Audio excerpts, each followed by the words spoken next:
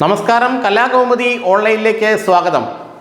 ശസ്ത്രക്രിയ ഉപകരണങ്ങളിൽ ഇല്ലാതെ നിരവധി ശസ്ത്രക്രിയകൾ മെഡിക്കൽ കോളേജിൽ മുടങ്ങുന്നുവെന്ന് കാണിച്ച് ഫേസ്ബുക്ക് പോസ്റ്റിട്ട ഡോക്ടർ ഹാരിസിനെതിരെ അന്നു മുതൽ വേട്ടയാടൽ തുടങ്ങിയതാണ്.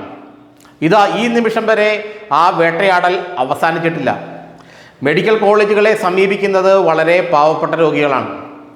അവർക്ക് ശസ്ത്രക്രിയ നടത്താനുള്ള ഉപകരണങ്ങൾ മെഡിക്കൽ കോളേജിൽ ഇല്ല എന്ന് തുറന്നു പറയുകയായിരുന്നു അവിടുത്തെ ഹെഡ് ഓഫ് ദി ഡിപ്പാർട്ട്മെൻറ്റുകളിൽ ഒരാളായ ഡോക്ടർ ഹാരിസ്.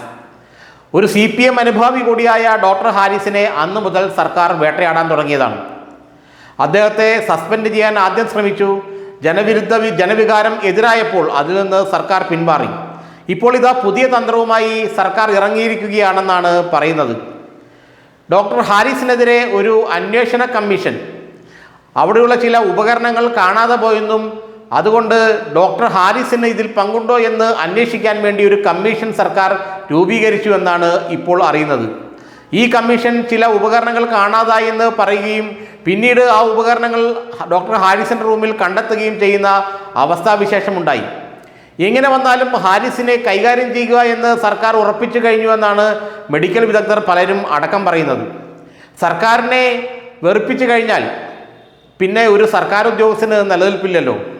കേരളം ആരോഗ്യരംഗത്ത് 1-ാം നമ്പറാണെന്ന് പലതവണ വിളിച്ചു കൂവുമ്പോഴാണ് ഇരുട്ടടി പോലെ ഡോക്ടർ ഹാരിസിൻ്റെ ഫേസ്ബുക്ക് കുറിപ്പ് വരുന്നത്. മെഡിക്കൽ കോളേജിൽ ശസ്ത്രക്രിയ നടത്താൻ പോലും ഉപകരണങ്ങളില്ല. ശസ്ത്രക്രിയ കഴിഞ്ഞ് തുന്നലിടാനുള്ള നൂല് പോലും രോഗികൾ വാങ്ങിക്കൊണ്ടുവരേണ്ട അവസ്ഥയാണ്. ആരോഗ്യരംഗത്ത് കേരളം നമ്പർ 1 എന്നുള്ള പ്രഘോഷണത്തെ കൊട്ടിഘോഷിക്കലിനെ തകർത്ത് വീഴ്ത്തുകയായിരുന്നു ഡോക്ടർ ഹാരിസ് ഇതിലൂടെ ചെയ്തത്. ഇതോടെ CPMൻ്റെയും സർക്കാരിൻ്റെയും എതിർകക്ഷിയായി ഡോക്ടർ ഹാരിസ് മാറി. പിന്നീട് പല വിധത്തിൽ അദ്ദേഹത്തെ ഹരാസ് ചെയ്യുകയും അദ്ദേഹത്തെ കൊടുക്കാനുള്ള മാർഗങ്ങൾ അവലംബിക്കുകയും ചെയ്തു എന്നാണ് പല ഡോക്ടർമാരും പറയുന്നത്. അതേ തുടർന്നാണ് അദ്ദേഹത്തിനെതിരെ ഒരു അന്വേഷണം, അദ്ദേഹത്തിൻ്റെ റൂമിൽ നിന്ന് ചില ഉപകരണങ്ങൾ കാണാതായി എന്നതിനൊക്കെ ബന്ധപ്പെട്ട് ചില അന്വേഷണം നടത്തുകയും അന്വേഷണ കമ്മീഷൻ റിപ്പോർട്ടുണ്ടാക്കുകയും ആ റിപ്പോർട്ട് പത്രക്കാരുടെ മുമ്പിൽ വായിക്കുകയും ഒക്കെ ചെയ്തത്. അതുതന്നെ മറ്റൊരു ഗൂഢാലോചനയാണെന്ന് മാധ്യമങ്ങൾ റിപ്പോർട്ട് ചെയ്യുന്നു. മെഡിക്കൽ കോളേജ് പ്രിൻസിപ്പളും സൂപ്രണ്ടും ഡോക്ടർ ഹാരിസിനെ കുറിച്ച് പത്രസമ്മേളനം നടത്തിക്കൊണ്ടിരിക്കെ പെട്ടെന്നൊരു ഫോൺ കോൾ വരുന്നത് TV-യിൽ പത്രസമ്മേളനം കണ്ടുകൊണ്ടിരുന്ന എല്ലാവരും കണ്ടു.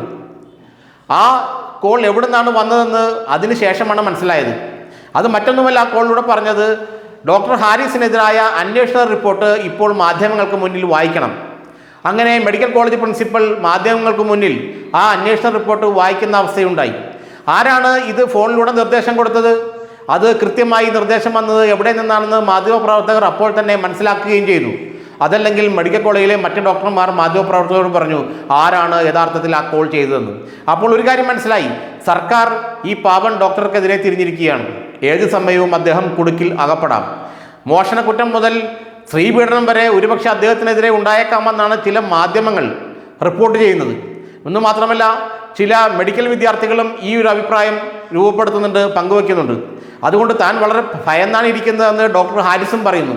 ഏതായാലും സത്യം വിളിച്ചു പറഞ്ഞ ഒരു ഡോക്ടറെ ക്രൂശിക്കാനുള്ള ഈ സർക്കാരിൻ്റെ ഈ ശ്രമങ്ങൾക്കെതിരെ കടുത്ത എതിർപ്പാണ് മെഡിക്കൽ ഡോക്ടർമാരുടെ നിന്ന് മാത്രമല്ല, മാധ്യമങ്ങളുടെ നിന്ന് മാത്രമല്ല, പൊതുജനങ്ങൾക്കിടയിൽ നിന്നുകൂടി ഉയരുന്നത്. കാരണം ഡോക്ടർ ഹാരിസ് കേരളത്തിൻ്റെ ആരോഗ്യരംഗത്തെക്കുറിച്ച് പറഞ്ഞത് 100% സത്യമായിരുന്നു എന്നാണ് ജനങ്ങൾ വിശ്വസിക്കുന്നത്.